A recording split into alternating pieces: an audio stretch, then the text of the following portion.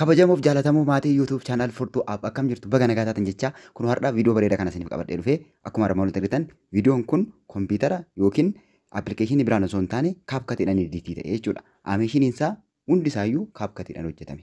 Kanaaf har'a kan wajjin laallu kaapkatii fayyadamnee akkamitti viidiyoo akka armaan olii kana hojjenna barreeffama garaagaraa gosa garaagaraatiin akkamitti viidiyoo irratti hojjechuu akka dandeenyu waliin baranna.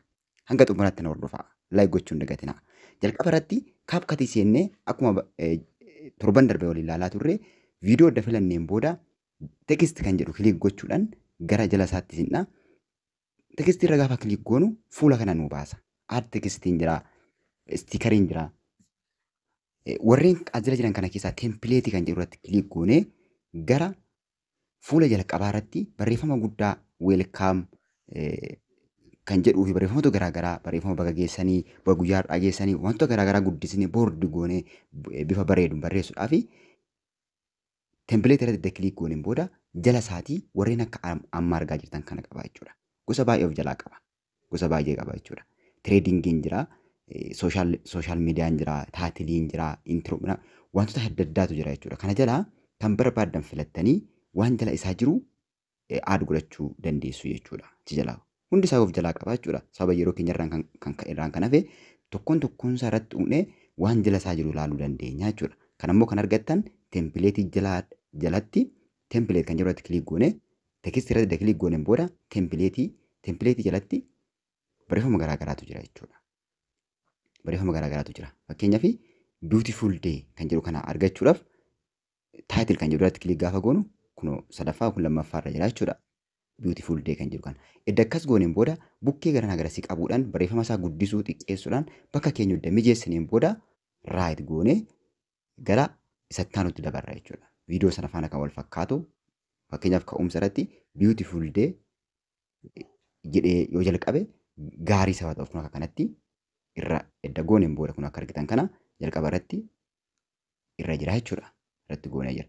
Ammas barreeffama biraatti dabaluudhaaf kun barreeffama osoo hin taane bifa ameeshiniidha. Teempileetiidha kan amma irratti goone jechuudha. Beautiful day kan jedhu. Barreeffamaaf garuu tekstii irratti kilik edda gooneen booda intar tekstii kan jedhu nu baasa suura irratti. Tekstii irratti kilik goona intarii nu baasa wanti barreessan fakkeenyaaf furtuu app jedhee immoojii tokko gidduu galchee sabiskiraayib jedheen barreessaa furtuu app sabiskiraayib jedhee raayit irratti godha. Kun tekstiidha. Sanaan booda bifa halluu tekstii kanaa bifa garaagaraatiin barreessina jechuudha. Bifa garaagaraatiin. Akkuma argitan kunoo furtuu app mallattoo onnee gidduu kaa'ee sabiskiraayib jedhee jira jechuudha. Kana sirreessuudhaaf jala isaa foontiitu jira. Foontiin jira, istaayiliin jira, effeektiin jira, wantoota garaagaraatu jira. Foontii garaagaraatu jira. Foontii akkuma argitan foontii jechuun barreeffamni sun bifa akkamiitiin akka barreeffamu. Inni lammaffaan istaayiliidha. Istaayilii jalaas wantoota garaagaraatu jira. Warreen amma argitan kunoo warreen kun hundi isaanii barreeffama kana bareechuudhaaf miidhagsuudhaaf kan gargaaru. Jala isaa kan jiru kun saayisii dabaluuf xiqqeessuuf kan nu gargaarudha jechuudha. Hundi isaayyuu hundi isaa guddisuuf booldi gochuudhaaf itaalikiin balleessuudhaaf istaayil kan jedhu jala jira. Hundumti isaayyuu istaayilii jala jira jechuudha. Inni sadaffaan effeektidha. Effeektiinis akkuma teempileetii duraanii wantoota hedduu of keessaa qaba. Tireediin jira, beesikiin jira, limuneetiin jira, maaltii kalariin jira, yeeloon jira, riidiin jira. Jala kana gosoota effeektii ta'an hundatu jira jechuudha. Effeektiin barreeffama bareedaa ofumaan barraa'ee bareedee taa'u. Barreeffama tokko barreessine fakkeenyaaf effeektiin isaa 0 irra jira. Effeektiin isaa 0 irra jira. Effeektii kan lammaffaa osoo keenye immiidiyeetilii nuti irra keenyu gubbaadhaa jijjiira. Barreeffama sana nu jijjiira jechuudha. Fakkeenyaaf kan barbaadne irra kaa'uu dandeessu jechuudha. Fakkeenyaaf diimatti jijjiira. Gosa nuti irra keenyutti jijjiira effeektii jechuudha. Effeektii gosa garaagaraatu jira. Caala garuu tireedii kan jedhu jala baay'ee filatamaa fi yeroo hunda namoonni itti kan fayyadaman waan ta'eef kan tireedii jalaa tokko filadheen akkuma argitan kana waliin ilaalla jechuudha. Barreeffamni kun akkuma argitan hin socho'u jechuudha. Hin socho'u. Ameeshinii hin qabu jechuudha. Zimmidee taa'a. Ameeshinaa isaa sirreessuuf achuma jala istaayilii kan jedhutu jira. Istaayilii jala daseenneen booda effeektiitti aansee jira. Effeektiitti aansee ameeshiniitu jira. Istaayiliitu jira jalqabarraa. Istaayiliin kun kan argaa jirtan kanadha. Isarra kaawwachuu dandeessu. Lammaffaa irra jiru effeektidha. Effeektii gosa garaagaraatu jira. Jala isaa tarreeffamee jira. As harkistanii jijjiiruu dandeessu.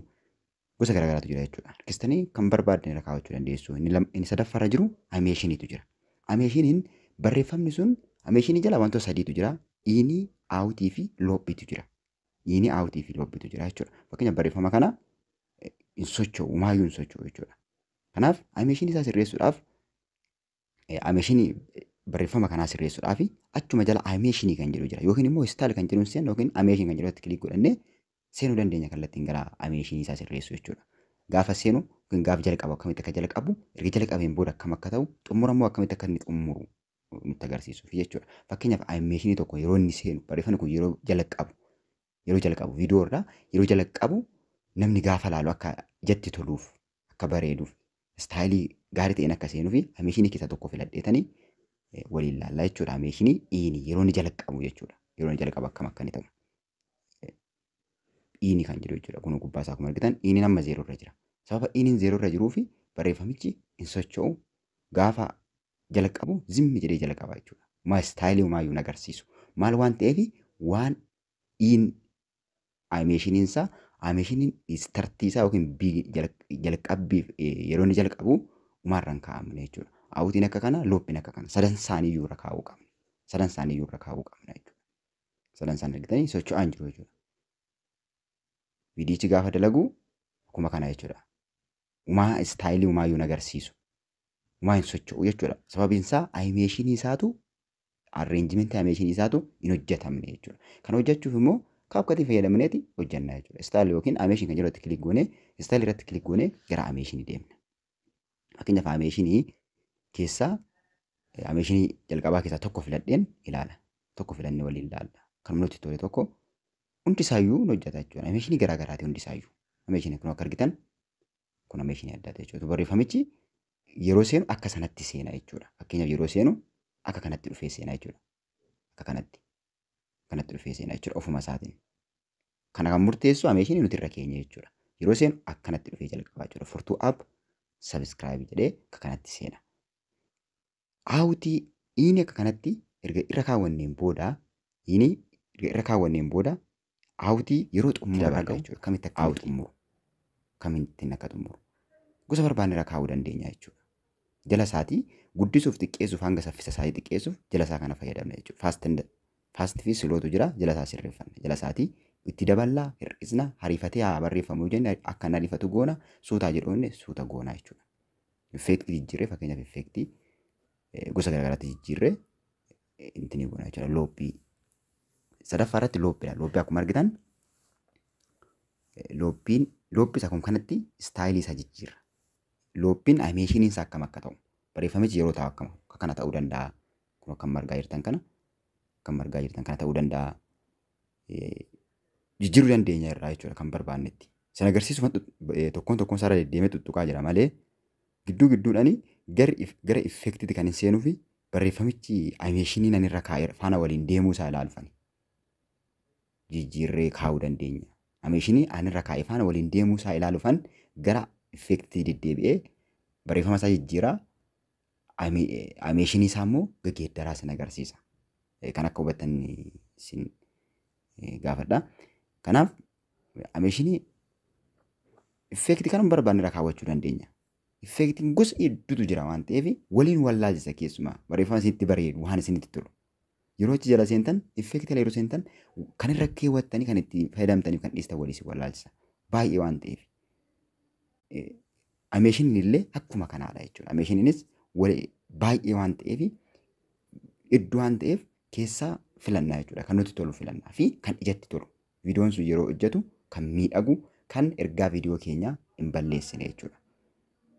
Barreeffamee haala barreeffamaa akkamitti akka barreessuu qabnu isinitti agarsiisuufan kana hundumaarra deddeebi'aa jira malee seerri viidiyoon ittiin hojjetamu akka kana isiniin jechaa hin jiru. Seeraan isin barsiisa osoo hin taane akkamitti kaapkatii fayyadamnee akkamitti barreeffama garaagaraa viidiyoo irratti akka hojjennu waliin ilaalla kun akkuma argitan. Ameeshinii gosa garaagaraa gochuu dandeessu. Kan barbaadan gochuu dandeessu. Viidiyoo keessan faana kan deemu kan barbaadan kun.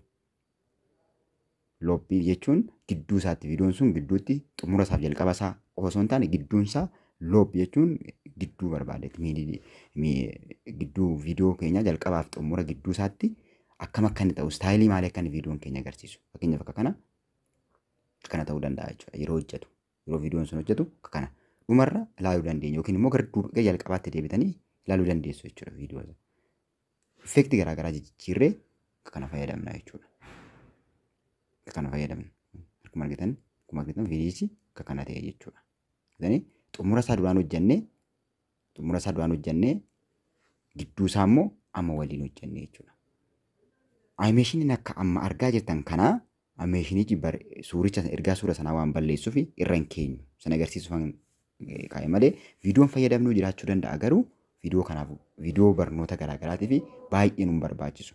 Kamis ta'e kamisin garuu istaayilii adda addaa hojjechuu akka nuti dandeenyu baruu qabdu jechuudha. Istaayilii adda addaa hojjechuu dandeenyu. Bilbila keenya fayyadamnee kaapkatii fayyadamnee istaayilii garaagaraa hojjechuu akka dandeenyu baruu qabdu jechuudha. Istaayilii garaagaraa. Fakkeenyaaf xumura isaa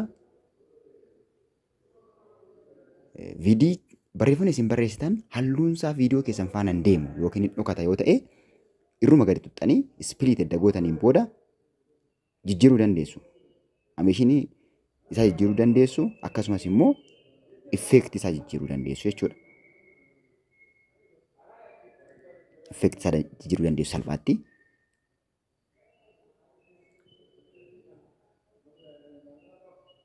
Fakkeenyaaf kuni bakka taa'umsa isaatii jijjiiruu barbaadan bukkee lamaan iddoo sana tuxxan adda guddisuuf xiqqeessuuf isin gargaarti jechuudha. Adda xiqqeessuuf guddisuuf isin gargaara. Zuumii gootanii harka keessaniin qabdanii ol buttanii gadi buttanii bakka barbaadan bakka ni ta'a jettanii yaaddan kaa'uu dandeessu. Waan tokko yoo rakkoo hin qabu.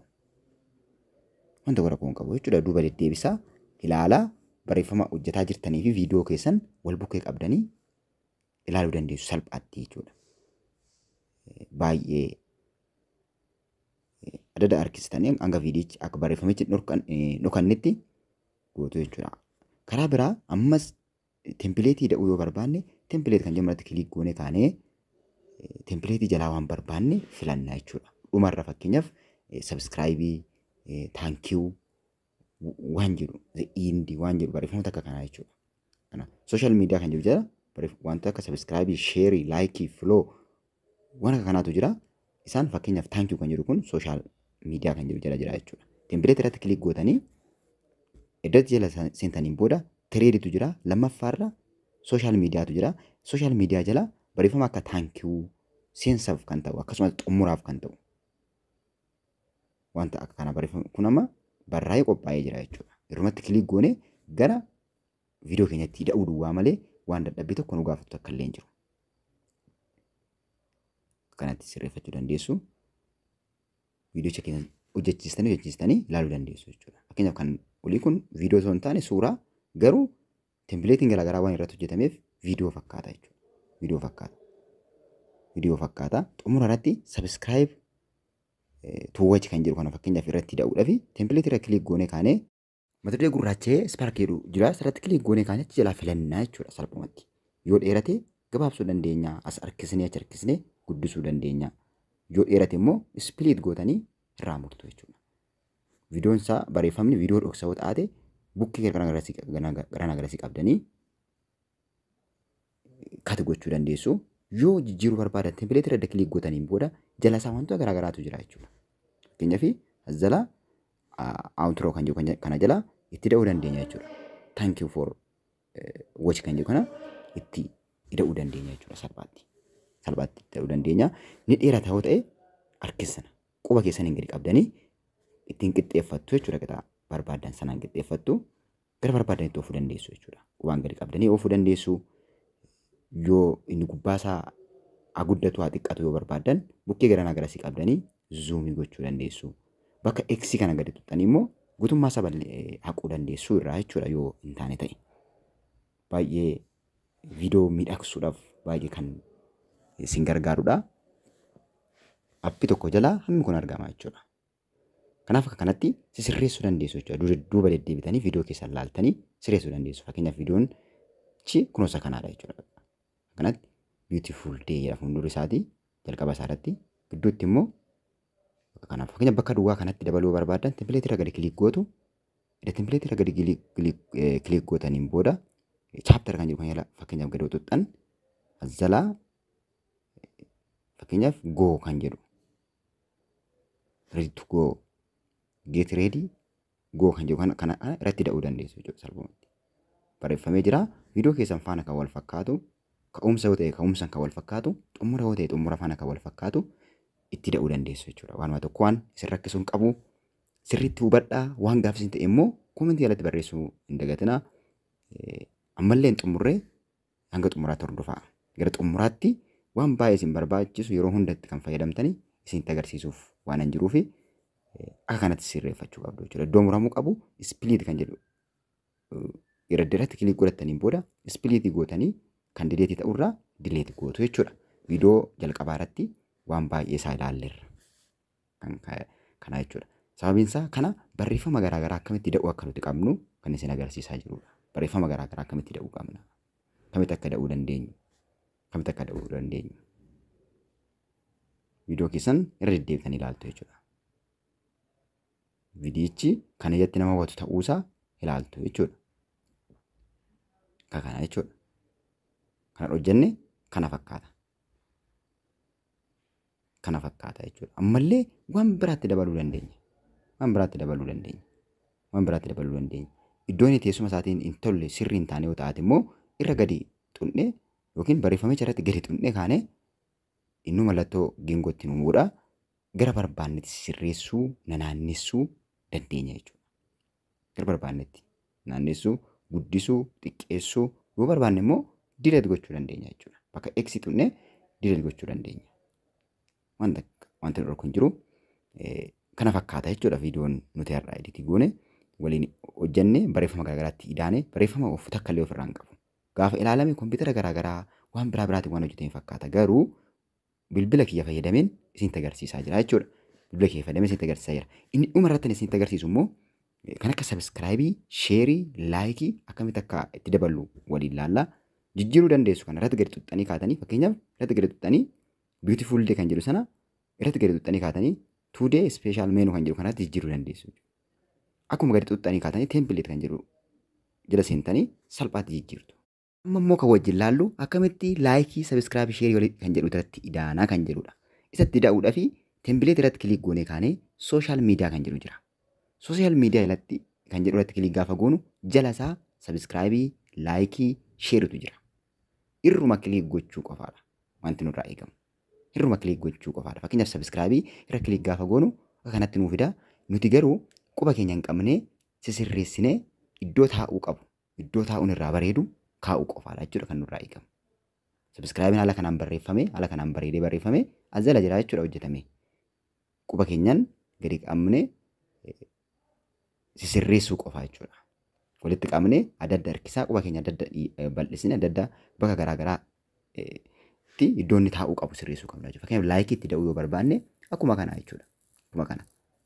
Akkuma kana ammas inni jalqaba bakka itti sabiskiraayibiin taa'uu qabu bakka sabiskiraayibii kaa'uu barbaannu erga filanneen booda tempileet irratti kilik goonee akkuma argitan tempileet irratti kilik goonee tempileet teekist tempileet kan jedhu kanatti kilik goonee kaanee lammaffaarra kan jiru sooshaal miidiyaa kan jedhu kanatti kilik goonee in booda sabiskiraayibiin jira laayikiin jira fakkeenyaaf sabiskiraayibii itti daanee jirra amma immoo laayikii gaafa jalqaba irratti kilik gootan akka kanatti isinii fida guddatee viidiyocha dhoksee fida jechuudha. Viidiyoo dhoksuu waan barbaachifneef xiqqeessinee zuum goonee walitti harkisnee qixa barbaanne irra kaawwanna jechuudha. Fakkeenyaaf sabiskiraayib laayik jedhee tartiiba tokkorra jira jechuudha.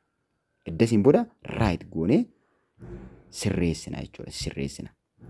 Iddoo citee bahuu qabu yoo guddate kat goonee irraa baasna. Akkuma kana ammas tempileetii irratti kilik goonee sooshaal miidiyaa jala seennee sheer kan jedhu itti idaana jechuudha. Sheer kan jedhu itti idaana. Qaamni sirreeffana tottolchina jechuudha. Viidiyoo keenya seef osoo hin godhin dursa tottolchina akka inni bareedee ijatti akka inni tolutti jechuudha. Tottolchina. Fakkeenyaaf viidiyoon nuti edit gochaa turre kana fakkaata. Mi'a laallu. Today special menu. Get ready go jedha. Furtuu app subscribe innu istaayilii garaagaraatiin. Subscribe, like, sharing akka kanatti jira jechuudha. Akka kanatti. Gidduutti lobbinsaa kana fakkaata. Dhumarra immoo akka kanatti barreeffamichisaa xumuraa jechuudha. Akka argitan. Akka kanatti jechuudha. Thank you jedhee akka kanatti xumuraa jechuudha. Viidiyoon irra isiniif qabadhee dhufee kana fakkaataa seef gochuudhaaf iddoo mata duree gara gubbaa 720 kan jiru sanatti kilii gooniin booda fireem reetii isaa 30 irra kaawwannee akkasumas kwaalitii isaa 180 gochuu dandeessu 4K gochuu dandeessu garuu 720 irra kaawwattan baay'ee waan gaariidha. Sababiin isaa storage hedduu sin jalaan fudhatu. Inni guddaan garuu frame rate guddisuu dandeenya 50 gochuu dandeenya garuu 30 irra keessan gaariidha. Kan dhumaa garuu recommend irra taa'uu qaba jechuudha. Kan dhumaa recommend irra taa'uu qaba. Sanaan booda xiyya si gargaltu kana gadi xunnee kaanee save godhanna jechuudha. Galaarii bilbila keenyatti save godhanna. Akkuma argitan save gochaa jira. Itti fayyadamaa. Obboloonni haaraan like subscribe gochuu hin dagatinaa. Obboloota keessan biroof share godhaa. Gaafii qabdan immoo koomentii jalatti barreessaa. Viidiyoon akkamii akkasiin hojjetamu akka barbaadan koomentii jalatti barreessan isin jedha. Guddaa galatoomaa. Yeroo biraa immoo barnoota biraatiin walitti deebina. Mata duree biraa CapCut jalatti mata duree afe tokkoon isaa funaanee yookiin barbaadeen isinii fidee dhufaa. Nagaan naa ta'aa. Yeroo gaarii viidiyoo biraatiin wal agarra.